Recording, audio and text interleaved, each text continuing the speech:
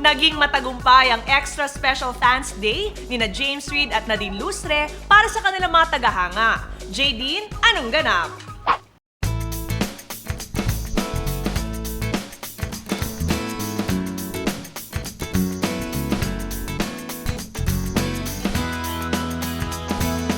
Hi guys! We are here at Music Museum para sa Jadine's Extra Special Fans Day. Sa nakaraang Jollibee Fans Day ng Jadine na ginanap sa Music Museum, unang lumabas ang Viva Princess para mag-perform, makipaglaro at magpa-interview.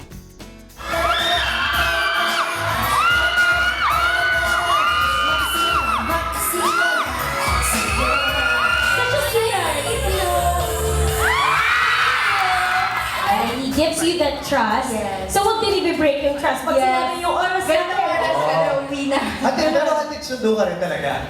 Before! Sumunod naman syempre ang prinsipe ni Nadine na si James. Kagaya ni Nadine, super happy din si James sa pagiging endorser ng Jollibee. James Reid, anong ganap? Jollibee's latest brand ambassador for changing makeup after glam, James Reid!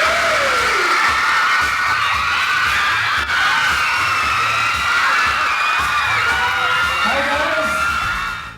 Game na game din naman si James na kumanta at nakipag-aktingan pa sa mga solid Jadine fans.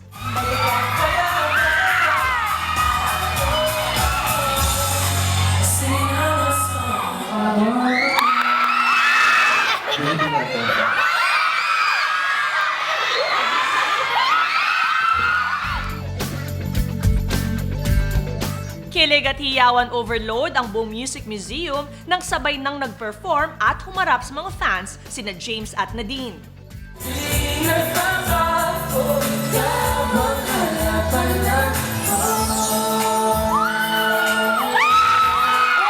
course, ang pinaka-inaabangan nating lahat, ang para sa Hocus Romantic. I'm sure matagal mo nang inaabangan yan. Kami rin, and we hope na you're really excited na for it.